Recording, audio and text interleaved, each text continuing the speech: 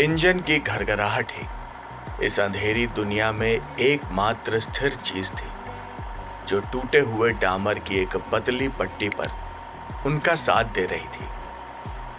Truck के गड़गड़ाते cabin के अंदर महेश ने अपनी आंखें उस संकरे रास्ते पर गड़ा रखी थी जिसे हेडलाइट्स रात में चीर रही थी। उसके बगल में राजू, जो मुश्किल से 20 साल का था, नींद से अपनी लड़ाई हार रहा था। हर झटके के साथ उसका सर हिल रहा था। हवा भारी थी, डीजल, बासी चाय और बिना चांद रात की नम ठंड का मेल। वो दो सोए हुए शहरों के बीच एक सुनसान हाईवे पर कहीं थे, एक ऐसी जगह जहां वक्त खुद भी रेंगने लगा था। फिर पुराने रेडियो की जानी पहचानी कर्कश आवाज बस मर गई। संगीत में नहीं, किसी दूसरे स्टेशन में नहीं, बल्कि एक गहरी, बेचैन करने वाली खामोशी में। यह सिर्फ कमजोर सिग्नल नहीं था, यह एक मरी हुई खामोशी थी, जैसे हवा को कैबिन से बाहर चूस लिया गया हो। राजू की आंख खुल गई। उस्ताद, रेडियो? महेश ने आदत से मजबूर होकर डैशबोर्ड के किनारे पर थपकी दी। रेडियो बंद ही रहा।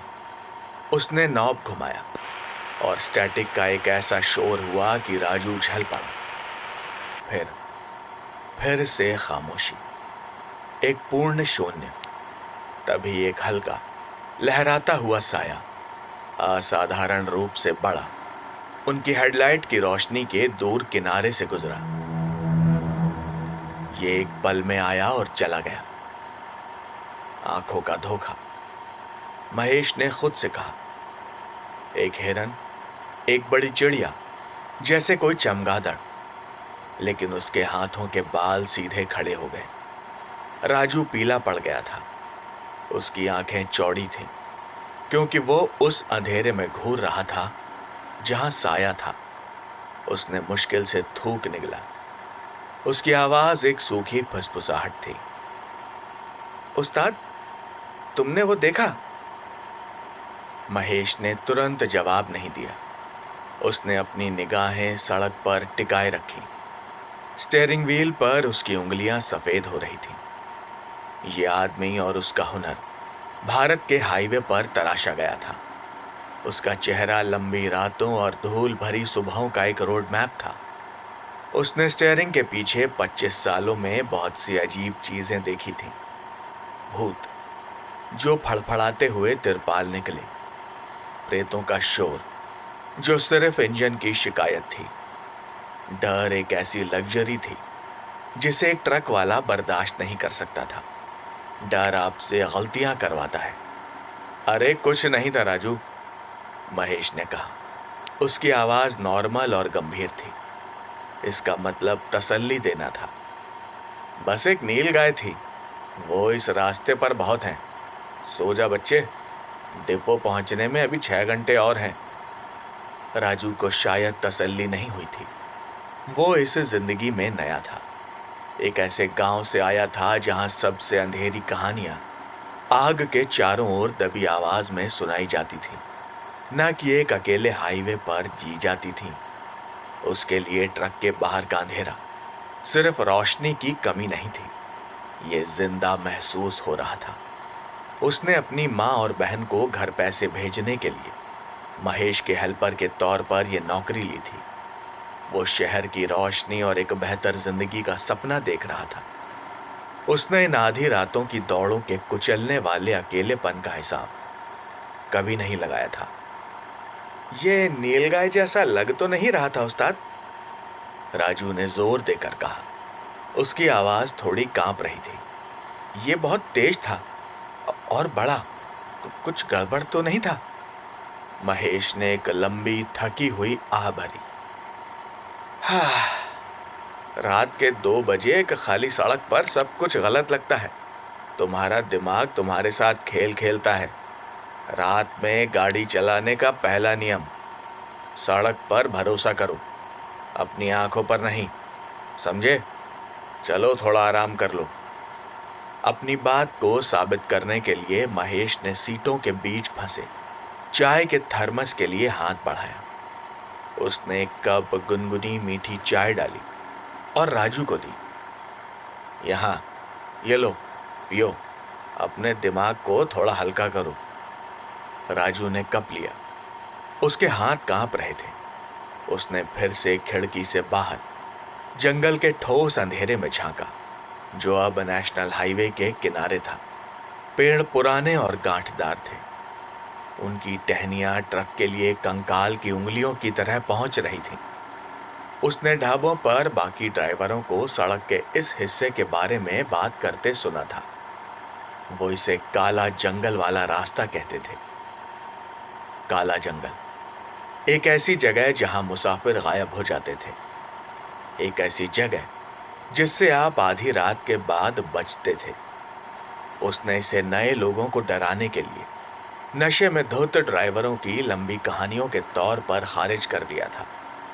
लेकिन अब भारी खामोशी और दम घोटने वाले अंधेरे से घिरा उसे वो कहानियां भयावह रूप से असली महसूस हुईं। छलावे के बारे में कहानियां, धोखेबाज, एक रूप बदलने वाली चीज जो इन सुनसान सड़कों पर घूमती है, खोए हुए और थके हुए लोगों का शिकार करती है। ये एक किंवदंती थी, एक मिथक। ये सच तो नहीं हो सकता। मेरी दादी कहती थी, राजू ने शुरू किया। उसकी आवाज इंजन की गड़गड़ाहट से बमुश्किल ऊपर थी। कि अगर तुम एक अकेली सड़क पर हो और तुम्हें अचानक ठंड महसूस हो, तो ऐसा इसलिए है क्योंकि किसी ने तुम्हें देख लिया है, कुछ ऐसा जो यहां का नहीं है।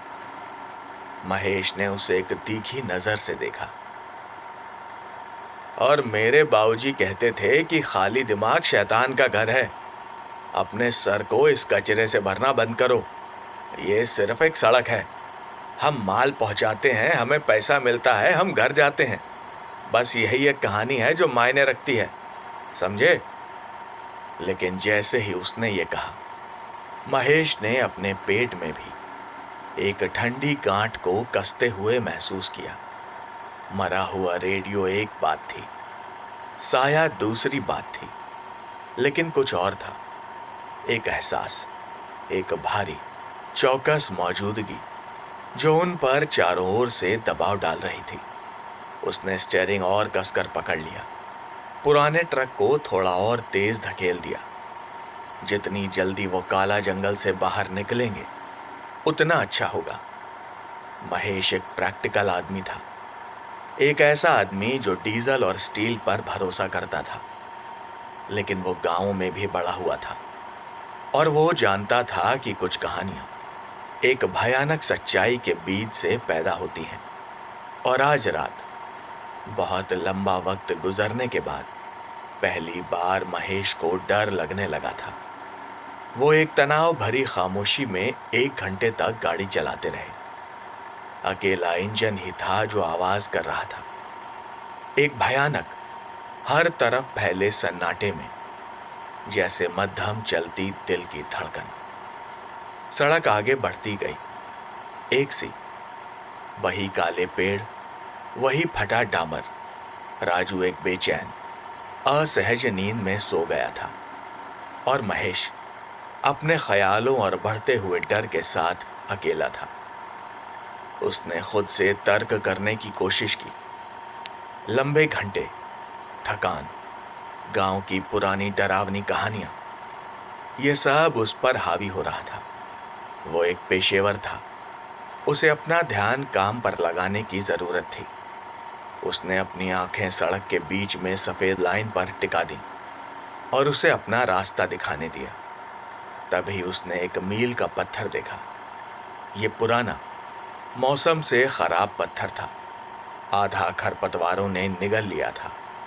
हेडलाइट्स की रोशनी में वो फीके अक्षरों को मुश्किल से पढ़ सका। बिशनपुर 10 किलोमीटर। महेश का खून ठंडा पड़ गया। बिशनपुर? नामुमकिन। वो इस रास्ते को अपने हथेली की तरह जानता था। बिशनपुर पुराने नेशनल हाईवे पर एक छोटा सा गांव था। यहां से पूर्व में 50 किलोमीटर दूर काला जंगल के बीच में बिशनपुर का मील का पत्थर होने का कोई कारण नहीं था। उसने शायद गलत पढ़ा होगा। अंधेरा था, पत्थर पुराना था। उसने अपने रियर व्यू मिरर में देखा, लेकिन मील का पत्थर तो पहले ही पीछे छूट चुका था। रात ने उसे निगल लिया था। उसने अपना सर हिलाया। बस थकान, यही होना चाहिए। वो आगे बढ़ता गया। 5 मिनट बीत गए, फिर 10। जंगल और घना होता गया। पेड़ और करीब झुकते गए। उनकी डालियां सर के ऊपर एक काले, दम घोंटने वाली सुरंग में बदल गईं, जो बार बार ट्रक से टकरा रही थी। और फिर उसने उसे फिर से देखा। आगे बाईं ओर वही मौसम से खराब पत्थर, वही रेंगती हुई खरपतवारें। जैसे ही उसकी हेडलाइट्स उस पर पड़ी, लिखावट साफ हो गई, बिल्कुल अचूक, बिशनपुर 10 किलोमीटर। महेश पर मतली की एक लहर दौड़ गई। ये मुमकिन नहीं था। ये बिल्कुल वही मील का पत्थर था। वो मुड़ा नहीं था। सड़क सीधी थी। उसने ब्रेक पर अपना पैर जोर से मारा और ट्रक मेटल के घिसने की एक कपकपी के साथ चीखते हुए रुक गया। राजू चौंक कर जाग गया। क्या हुआ? क्या हुआ उस्ताद? महेश ने जवाब नहीं दिया। वो मील के पत्थर को घूर रहा था। उसका दिल उसकी पसलियों पर हथौड़े मार रहा था। ये पत्थर हेडलाइट की रोशनी में खड़ा था। उसका मजाक उड़ा रहा था। उसने ट्रक को रिवर्स में डाला। गियर आपस में पिस रहे थे और वो तब तक पीछे हटा जब तक कि उसका साइड मिरर पत्थर के बराबर नहीं हो गया। यह असली था। वो दरारें देख सकता था। खरपतवारों के अलग अलग पत्ते उसके आधार के चारों ओर लिपटे हुए थे। उस्ताद, ये क्या कर रहे हो? राजू डर से चिल्लाया, थोड़ी तीखी आवाज में। चुप रहो राजू, अभी नहीं, महेश ने कहा। उसकी आवाज में परेशानी थी। उसने ट्रक को पहले गियर में डाला और फिर से आगे बढ़ाया। उसकी आंखें मील के पत्थर पर तब तक टिकी रहीं जब तक कि वो उनके पीछे गायब नहीं हो गया। उसने धीरे धीरे जानबूझकर सेकंड गिनते हुए गाड़ी चलाई। उसने कभी भी सड़क से अपनी आंखें नहीं हटाई। ये सीधी थी, कोई मोड़ नहीं, कोई दोराहा नहीं। 1 मिनट, 2, 3, और वो वहां था, आगे, उनका इंतजार कर रहा था। बिशनपुर 10 किलोमीटर। नहीं नहीं नहीं नहीं, महेश चिढ़ गया था। राजू ने भी इसे देखा। उसने एक दबी हुई सिसकी निकाली। ये वही है उस्ताद, ये कैसे हो सकता है? उसने महेश का हाथ पकड़ लिया। उसकी उंगलियां महेश के हाथ में धंस रही थीं। ये वही है, छलावा, उसने हमें पकड़ लिया है, हम फंस गए हैं उस्ताद। राजू चुप रहो, महेश चिल्लाया, उसे झटकते हुए। घबराहट आग थी। वो इसे भड़कने नहीं दे सकता था। उसे सोचना था। ये एक साइकोलॉजिकल खेल था। किंवदंतियां यही कहती थी। यह आपके डर पर पलता है। उसने एक्सेलरेटर को फर्श तक दबा दिया। ट्रक रात में अपनी दहाड़ मार रहा था। ये एक भ्रम है। हमें बस गाड़ी चलाते रहना है। हम रुकते नहीं हैं। हम पीछे नहीं देखते। हम बस गाड़ी चलाते हैं, वो चिल्लाया, ज्यादातर खुद को समझाने के लिए। वो मील के पत्थर के पास से तेजी से गुजरे, फिर उसके पास से दोबारा, और फिर से। ये हर बार वही था। उनका इंतजार कर रहा था। उनके कैबिन की बाहर की दुनिया एक बुरे सपने का लूप बन गई थी। पत्थर, पेड़ों और अंधेरे का एक टूटा हुआ रिकॉर्ड। बचने की उम्मीद पकड़े जाने की ठंडी निश्चितता में बदल रही थी। शिकार शुरू हो चुका था। ट्रक रात में गरज रहा था, लेकिन वो कहीं जा नहीं रहे थे। बिशनपुर का मील का पत्थर अब एक बार बार आने वाला प्रेत था, जो उनकी जेल के किनारे की निशानदेही करने वाला एक मकबरा था। महेश की जिद टूट रही थी। उसकी जगह एक ठंडे आतंक ने ले ली थी। उसका पैर फर्श पर दबा हुआ था, लेकिन उनके आगे का सफर एक झूठ की तरह लग रहा था। वो एक ही जगह पर दौड़ रहे थे, डीजल जला रहे थे, जबकि बाहर की कोई चीज उनके साथ खेल रही थी। अचानक मरा हुआ रेडियो कर्कश होकर जिंदा हो गया। इस बार स्टैटिक नहीं, म्यूजिक। एक नरम कोमल लोरी, एक धुन जिसे महेश जानता था। उसकी पत्नी सुनीता अपनी बेटी प्रिया के लिए इसे गुनगुनाती थी। घर की याद और प्यार की एक ऐसी ताकतवर लहर महेश पर छाई कि वो लगभग टूट गया। एक पल के लिए ट्रक का गंदा कैबिन पिघल गया और वो अपने छोटे गर्म घर में वापस आ गया। फिर स्पीकर से एक आवाज आई, सुनीता की आवाज। महेश, उसने कहा, नरमी और चिंता से। महेश, क्या तुम मुझे सुन सकते हो?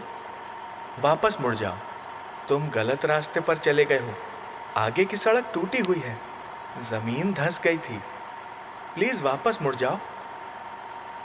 महेश का पैर एक्सीलरेटर से हट गया। उसका दिल दुखने लगा। ये एकदम असली लग रहा था। सुनीता, उसने फुसफुसाया। उसकी आंखें भर आईं। उसके बगल में राजू ने आतंक में रेडियो को घूरा। उस्ताद, उस्ताद नहीं, मत सुनो, ये वो नहीं है, ये एक जाल है। लेकिन सुनीता की आवाज शहद की तरह मीठे जहर सी टपकती रही। थोड़ी दूर पीछे एक साइड रोड है, ये एक गांव की ओर जाती है। तुम सुबह तक वहां इंतजार कर सकते हो ना? तुम वहां सुरक्षित हो। महेश, मैं तुम्हारा इंतजार कर रही हूं। उस्ताद, मुझे देखो। राजू की आवाज तेज थी, धुंध को चीरती हुई। ये वो कैसे हो सकती है? हम कहीं बीच में हैं, कोई सिग्नल नहीं है। ये छलावा है उस्ताद, ये आवाजों की नकल करता है। रेडियो पर लोरी बिगड़ने लगी। धुन मुड़ गई, धीमी हो गई और इतनी बिगड़ गई कि ये एक टूटे हुए म्यूजिक बॉक्स से आती एक डरावनी दुखी धुन की तरह लगने लगी। सुनीता की आवाज खिंच गई और फट गई। वापस आ जा महेश। आवाज कर्कश हो गई। अब मीठी नहीं, बल्कि गले से निकली। हमारे पास वापस आ जाओ, प्रिया अपने पापा को याद करती है। एक बच्चे की खिलखिलाहट कैबिन में गूंज उठी, ऊंची और ठंडी। इससे पहले कि रेडियो बंद होता, उस आवाज ने उन्हें एक ऐसी खामोशी में डुबो दिया जो अब पहले से कहीं ज्यादा भारी और खतरनाक थी। महेश भारी सांसें ले रहा था। उसके हाथ पसीने से भीगे हुए थे।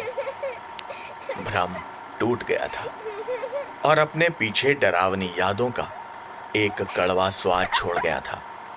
इसने उसकी दुनिया में सबसे कीमती चीज ले ली थी और इसे एक हथियार में बदल दिया था।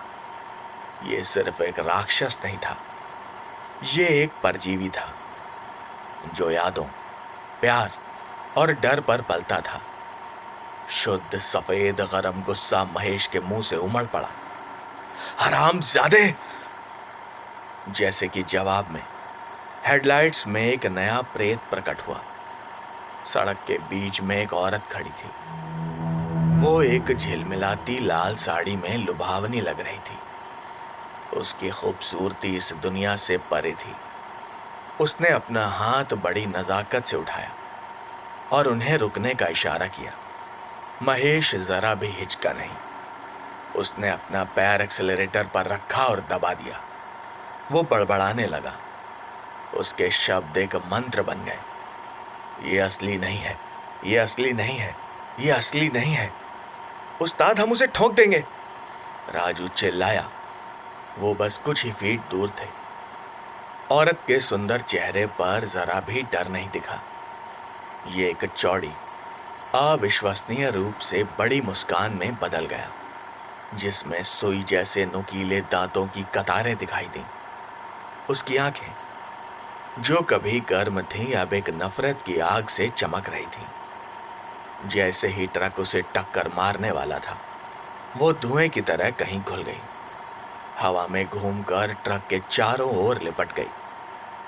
एक पल के लिए विंडशील्ड एक घने काले कोहरे से धुंधली हो गई और लाखों फुसफुसाती आवाजें जैसे कांच से रगड़ गईं। फिर ये खत्म हो गया। सड़क खाली थी, लेकिन कैबिन के अंदर अचानक ठंड बढ़ गई। एक अननेचुरल, हड्डी कांपने वाली ठंड। दोनों आदमी अपनी सांस को अपने सामने धुएं में बदलता देख रहे थे। महेश कांप रहा था, अब डर से नहीं, बल्कि सरासर दिमाग को झुका देने वाले आतंक से। मील का पत्थर, रेडियो से आती वो आवाज और सड़क पर दिखी वो औरत, ये उनकी मानसिकता पर लगातार हो रहा एक मजबूत हमला था। छलावा सिर्फ उन्हें भटकाने की कोशिश नहीं कर रहा था, ये उनके दिमाग को तोड़ रहा था। महेश ने राजू को देखा, जो दरवाजे के पास दुबका हुआ एक प्रार्थना बुदबुदा रहा था। वो भूल भुलैया में फंसे हुए चूहे थे और बिल्ली अपने खेल से थक रही थी। अगर आपकी भी रीढ़ में ठंडक दौड़ रही है और आप लोग कथाओं के सबसे अंधेरे कोनों में गहराई से सफर करना चाहते हैं, तो पक्का करें कि आप उस सब्सक्राइब बटन को दबाएं और नोटिफिकेशन ऑन करें। आप अंधेरे में पीछे छूटना नहीं चाहेंगे। अब महेश और राजू के पास वापस चलते हैं। कैबिन में लगातार बढ़ रही ठंड एक भौतिक और असली चीज थी।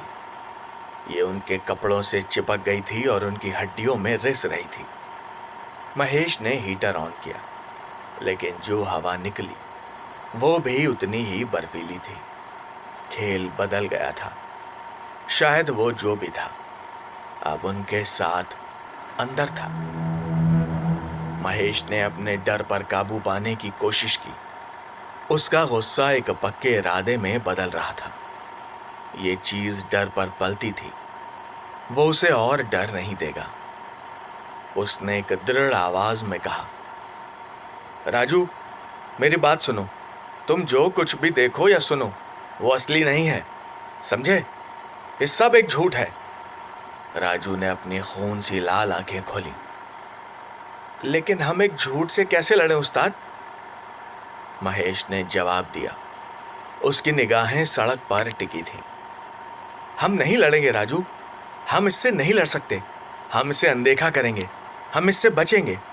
हम बस एक चीज पर अपना ध्यान लगाएंगे, ये ट्रक, ये सड़क, और सुबह सूरज उगेगा, उसे उगना ही होगा। जैसे ही उसने ये कहा, उन्हें एक नई रुकावट दिखाई दी। सड़क के बीच में एक बहुत बड़ा भट्ट काला बैल खड़ा था। उसके कंधे ट्रक के हुड जितने ऊंचे थे और ये पूरी तरह से स्थिर था।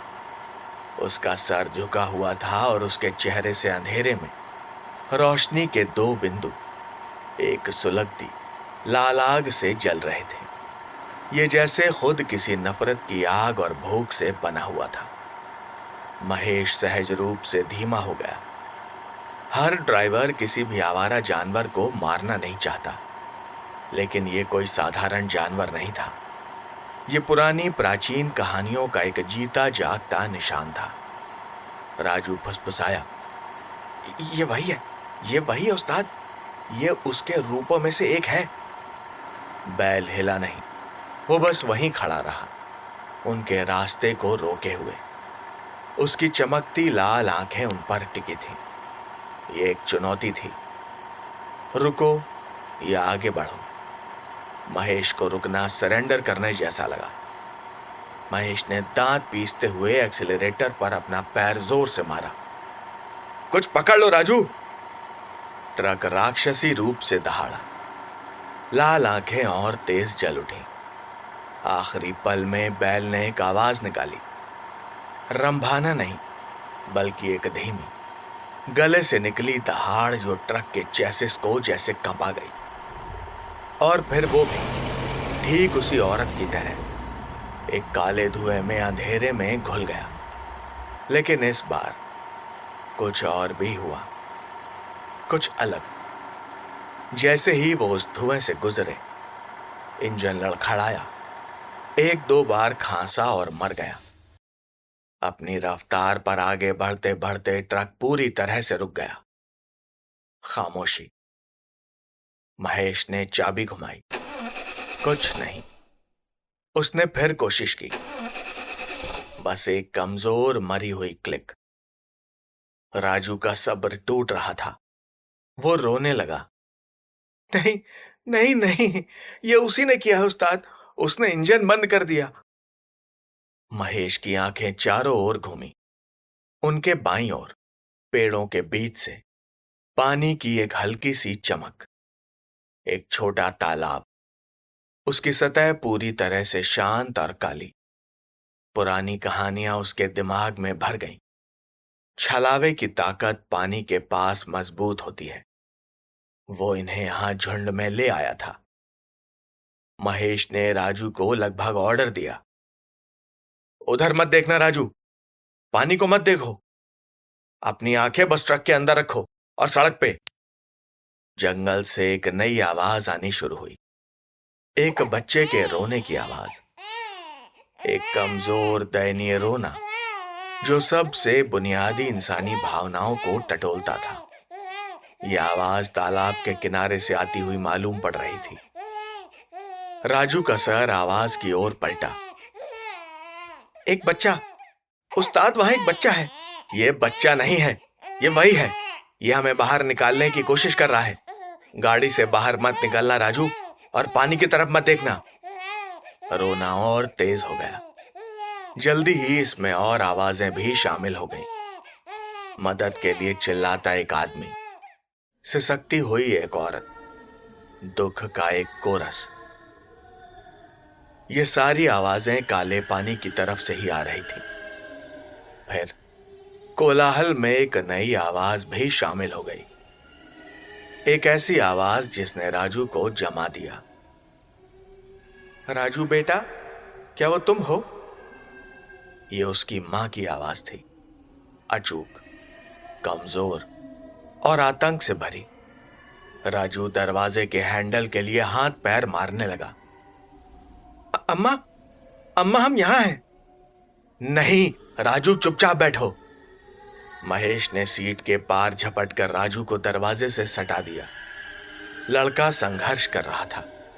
उसकी आंखें जंगली हो गई थीं। राजू, मेरी बात सुनो, वो तुम्हारी मां नहीं है। ये एक झूठ है। तुम्हारी मां बिल्कुल सुरक्षित है अपने घर पे। यही तो वो चाहता है। ये हमें अलग करना चाहता है। राजू महेश की छाती पर अपनी मुट्ठियां मारते हुए रोने लगा। लेकिन ये मेरी मां की आवाज है उस्ताद। उन्हें शायद चोट लगी है। मुझे उनकी मदद करनी है। आप भी चलो ना। महेश का चेहरा राजू के चेहरे से बस कुछ इंच दूर था। ये बदलता है, ये नकल करता है राजू। कहानियां कहती हैं कि ये उन आवाजों की नकल सीखता है जिन्हें तुम प्यार करते हो। तुम्हें खुद पर काबू रखना होगा राजू। आवाज फिर से आई, इस बार और करीब, ठीक खिड़की के बाहर। राजू, तुम मुझे जवाब क्यों नहीं देते? मैं डरी हुई हूं बेटा। अपनी अम्मा की मदद करो। नहीं करोगे क्या? ये सही जाल था। महेश राजू के इरादे कमजोर होता हुआ देख रहा था। उसे कुछ करना था, कुछ भी, उन दोनों को असलियत से जोड़ने के लिए, इससे पहले कि भ्रम उन्हें पूरी तरह निगल ले। ट्रक का कैबिन आतंक का प्रेशर कुकर बन गया था। राजू ने संघर्ष करना बंद कर दिया था, लेकिन वो बेकाबू होकर हाँफ रहा था। उसका चेहरा अपने हाथों में था, दबा हुआ, वो टूट रहा था। महेश की आवाज में एक हताशा थी। ध्यान से राजू, अपनी बहन के बारे में सोचो। सोचो कि तुम यहां क्यों हो। तुम इस चीज को जीतने नहीं दे सकते। लेकिन वो राक्षस हार नहीं मान रहा था। राजू, मैं गिर गई, मेरी टांग टूट गई, बहुत दर्द हो रहा है बेटा। बस। महेश ने राजू का हाथ फिर से दरवाजे के हैंडल की ओर पहुंचते देखा। भ्रम बहुत मजबूत था। उस हताश पल में महेश की अपनी दादी की आवाज उसकी यादों में गूंज उठी। एक असली याद। उन्होंने कहा था, जब शैतान तुम्हारे लिए आता है तुम उससे अपनी मुट्ठियों से नहीं लड़ते, तुम उससे अपनी आस्था से लड़ते हो। महेश ने अपनी आंखें बंद कर ली, एक गहरी सांस ली और जाप करने लगा। जय हनुमान ज्ञान गुण सागर, जय कपीस तिहु लोक उजागर, रामदूत अतुलित बलधामा, अंजनी पुत्र पवन सुत नामा। उसकी अपनी आवाज का स्वर हनुमान चालीसा के प्राचीन शब्दों का पाठ करते हुए दमनकारी हवा को चीरता हुआ मालूम हुआ। यह कुछ असली था, कुछ सच। राजू रुक गया। उसका हाथ दरवाजे के हैंडल पर मंडरा रहा था। उसने हैरानी से बड़ी आंखें करके महेश को देखा। बाहर से आती वो आवाजें लड़खड़ा गईं। राजू की मां की आवाज जिद्दी हो गई। राजू, ये क्या शोर है? इसे बंद करो और मेरी मदद करने आओ। बाहर आ जाओ और ये शोर बंद करो। राजू, जल्दी आओ। करते रहो उस्ताद, करते रहो। राजू फुसफुसाया। उसकी आंखों में आशा की एक झलक थी। उसने अपना हाथ दरवाजे से वापस खींच लिया और महेश की आवाज और भी मजबूत हो गई। उसने अपनी सारी इच्छा शक्ति शब्दों में डाल दी। प्रार्थना पागलपन के समंदर में एक जीवन रेखा थी। राजू, महेश का इरादा देखकर उसने अपनी जेब में टटोला और रंगीन धागे का एक छोटा घिसा हुआ टुकड़ा निकाला। एक राखी जो उसकी बहन ने जाने से पहले उसकी कलाई पर बांधी थी। वो फुसफुसाया, उसने मुझसे कहा था यह हमारी रक्षा करेगी। अनाड़ी उंगलियों से उसने धागे को अपनी कलाई के चारों ओर लपेटना शुरू किया। यह कोई प्रार्थना नहीं थी, लेकिन यह आस्था का एक सहारा था, एक लंगर। उसके मन में अपनी बहन का मुस्कुराता हुआ चेहरा घूम गया। ना से रोग हरे सब पीरा, जपत निरंतर हनुमत बीरा, संकट ते हनुमान छुड़ावे, मन कम वचन ध्यान जो लावे। महेश की आवाज छोटे कैबिन में गूंज उठी और फिर बाहर की दुनिया फट पड़ी। अब तक जिरह करने वाली आवाजें बंद हो गईं। उनकी जगह सिर्फ गुस्से की एक बहरी कर देने वाली अमानवीय चीख ने ले ली। भ्रम फाड़ दिए गए। पहली बार उन्होंने छलावे की असली सच्चाई, उसकी असली नफरत को महसूस किया। ट्रक की खिड़कियां स्क्रीन बन गईं, जो उन्हें उनके गहरे डर की झलक दिखा रही थी।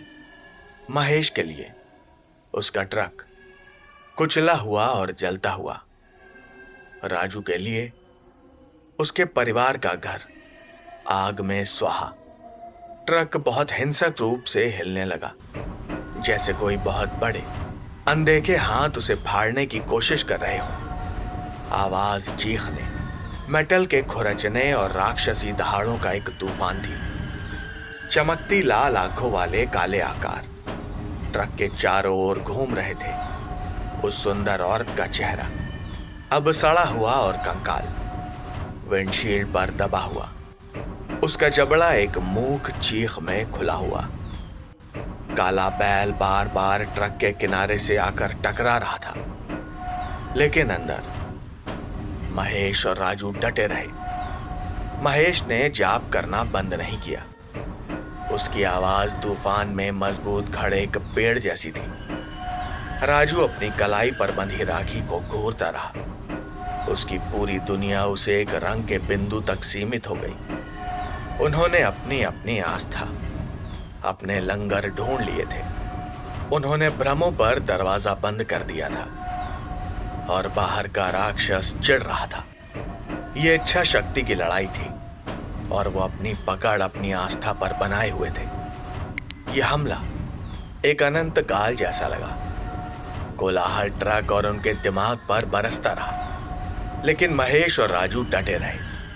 हनुमान चालीसा एक ढाल बन गई। साधारण सी राखी एक अटूट प्रतीक बन गई। उन्होंने खुद को दीवारों में बंद कर लिया था। उस मनहूस किंवदंती को वो डर देने से इनकार कर दिया था जिसका उसे लालच था।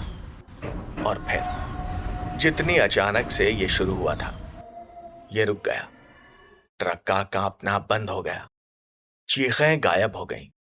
बुरे सपने की छवियां काली पड़ गईं। जो खामोशी छाई वो पूर्ण थी, शुद्ध, स्वच्छ। एक खाली स्टेज की खामोशी। महेश का जाप लड़खड़ा गया। वो चुप हो गया। वो गहरी तेज सांसें ले रहा था।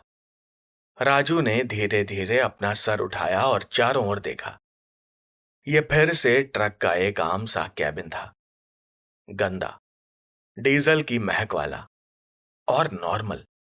उसने विंडशील्ड से बाहर देखा और वहां पूरब पर क्षितिज की ओर भूरे रंग की एक हल्की मोती जैसी लाइन थी जो आसमान को जंगल से अलग कर रही थी। भोर। जैसे जैसे रोशनी बढ़ी, अंधेरा पीछे हटता गया। काला जंगल साधारण पेड़ों में बदल गया। टिमटिमाता काला तालाब कहीं चला गया। वहां केवल सूखी, धूल भरी जमीन थी जिस पर कुछ नहीं था। महेश ने इग्निशन में चाबी घुमाई। इंजन एक बार, दो बार लड़खड़ाया और दहाड़ कर जिंदा हो गया। उसकी जानी पहचानी गड़गड़ाहट कैबिन में भर गई। दोनों में से कोई नहीं बोला, कोई शब्द नहीं थे। महेश ने ट्रक को गियर में डाला और डामर पर वापस खींच लिया। आगे की सड़क बस एक सड़क थी। वो उस जगह से गुजरे जहां मील का पत्थर बार बार दिखाई दिया था। अब वहां कुछ नहीं था। वो आगे बढ़ते रहे। बढ़ती हुई रोशनी आखिर छाया को खत्म कर रही थी। ये खत्म हो गया था। वो खामोशी में गाड़ी चलाते रहे। जैसे जैसे सूरज ऊंचा चढ़ता गया, दुनिया को एक नए दिन की गर्म सुनहरी रोशनी से भरता गया। रात की भयावहता एक बुखार के सपने की तरह महसूस हुई, लेकिन यह एक सपना नहीं था। महेश ने स्टीयरिंग व्हील पर अपने कांपते हाथों को देखा। राजू अपनी कलाई पर लाल और पीले धागे को ऐसे घूर रहा था जैसे कि यही अकेली चीज थी जो उसे बचाए हुए थी। वो बच गए थे। उन्होंने एक किंवदंती का सामना किया था और जीत गए थे, लेकिन यह जीत खोखली महसूस हुई। उन्होंने उसे हराया नहीं था, उन्होंने बस उसे पछाड़ दिया था। वो जानते थे एक ठंडी निश्चितता के साथ कि यह अभी भी वही है, दुनिया की अंधेरी जगहों में सूरज के डूबने का इंतजार कर रहा है।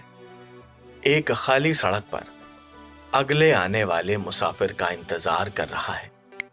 अगर यह कहानी स्क्रीन के बंद होने के बाद भी आपके साथ रहने वाली है तो लाइक बटन दबाएं और कमेंट्स में अपने विचार साझा करें।